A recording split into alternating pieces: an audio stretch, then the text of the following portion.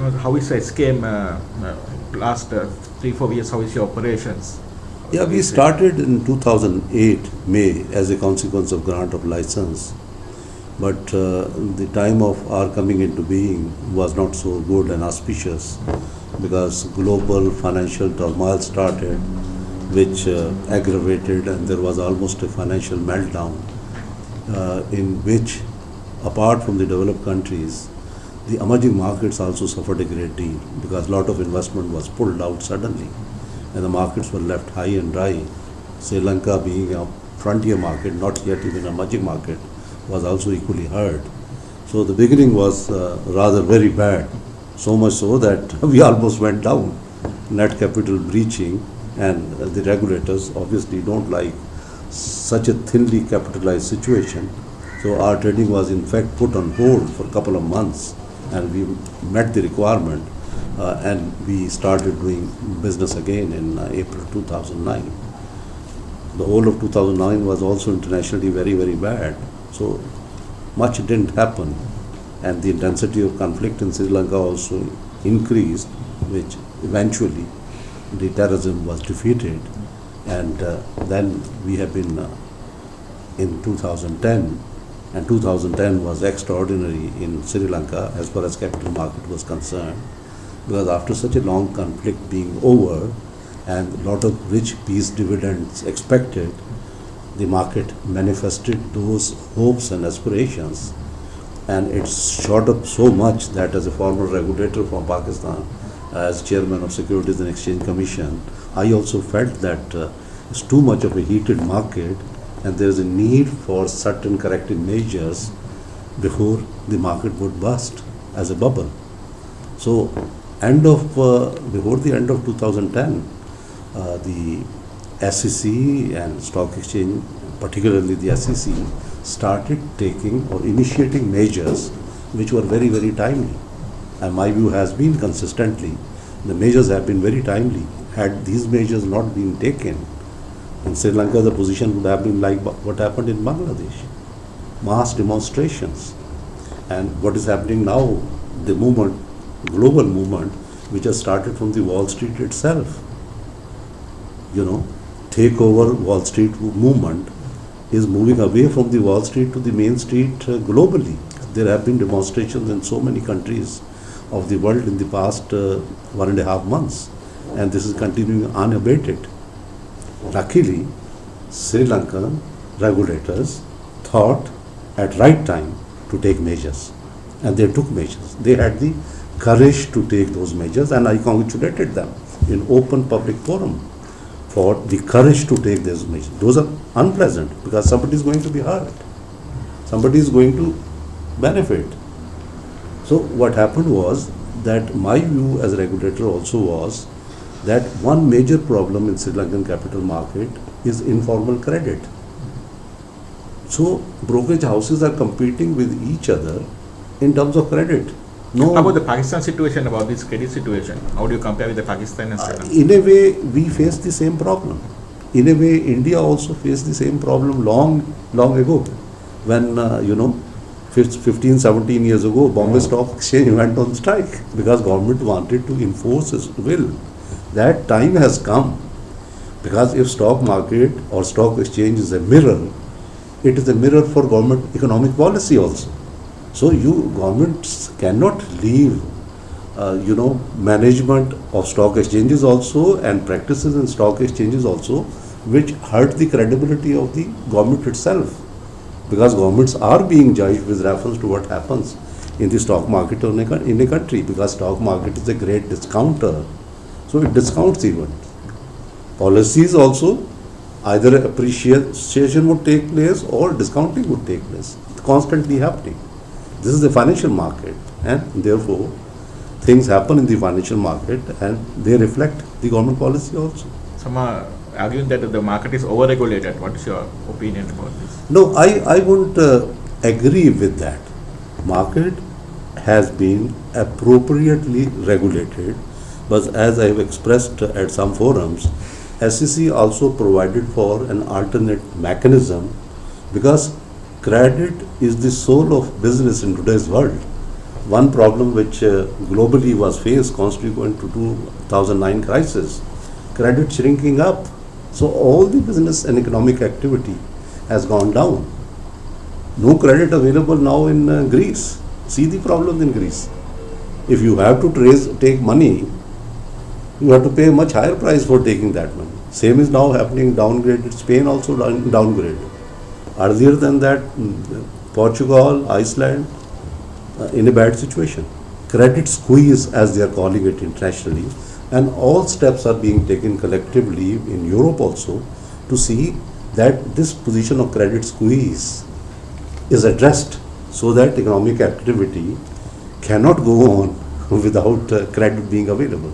In today's world, not being available is not possible. So what happened in Sri Lanka was, while the brokerage houses were not allowed to extend credit, which was very right, alternate mechanism to give credit is not there. There are not so many, margin providers who would give credit also to small investors. Simultaneously, lot of initiative being taken by SEC and stock exchange. We are also attending those forums. Trying to bring in investors, teach investors, like stock exchange has again launched an initiative. Every year they take initiative. This time I think 25th of October, first session. So that 25th of October, the one thing I gave you in the morning. 21st of October, 6 modules. That is encouraging people to come and invest. So if I have 100,000 to put in, I need a credit to that extent which the system allows, another 50%, in order to be able to expand gradually the opportunity for me. And the system would also benefit, but that is for the time being not available. And that is crux of the problem, which you see now continuously market going down, because each brokerage house is to what is being called force selling. Every day, each brokerage house is in the process of selling something or the other by way of force sale. And brokerage house is a financial intermediary, nothing else, nothing more. So what they are selling? A client's portfolio. That is hurting. That is hurting. That is hurting the clients. That is hurting the brokerage houses also. That is hurting the collective business of the capital market also. Some brokers say our market is overvalued. What is your opinion? To be very honest with you, if you judge by international standard, your market is overvalued. What are the shares? P is in the range of 21, 23, gradually coming down. Still, to my perception, ideal is below 15. Still, it is around 19. So, personally, my assessment is that the bank stocks are really overvalued, and you see very little interest of foreigners in the bank stocks, because they are also guided by global perceptions, and they believe, like me and like so many others, that particularly those stocks are overvalued. Like insurance company in Sri Lanka, to my mind, is far overvalued. How about the foreign interest? Is it? If you look at, we are very carefully ourselves monitoring the numbers. Each month you are seeing an outflow ever since end of 2009. As the first international brokerage house given the first license, it was our obligation to bring more than 50% of our business from overseas. But we demonstrated to the stock exchange, look, this is the reality in Sri Lanka for the time being. So you have to give us dispensation. So they were kind enough to give us dispensation for 3 years from that obligation.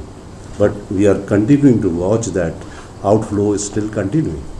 And in fact, the government, as a measure of conscious policy, has also taken a decision notified in the recent past, where Sri Lankans have been allowed to invest up to $100,000 overseas, and the companies listed on the Colombo Stock Exchange have been allowed to invest overseas up to $500,000 in stocks and shares and government sovereign debt, in the belief that the returns are expected to be better, and Sri Lanka in that sense would gain by way of repatriation of capital gains and dividends. which also is a very imaginative step.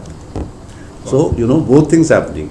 Foreigners not yet coming, and now opportunity in the region or beyond the region being considered to be good in the perception of the government, and they are encouraging investment overseas for those benefits. What is your future prediction about the market? As a former regulator from Pakistan, post-retirement, I chose Sri Lanka and Colombo, because I believe that post-conflict, this country is going to become the regional hub. Because of the problems in Sri Lanka in the past 3 decades, Mauritius developed as a hub of Indian Ocean Rim Countries Forum.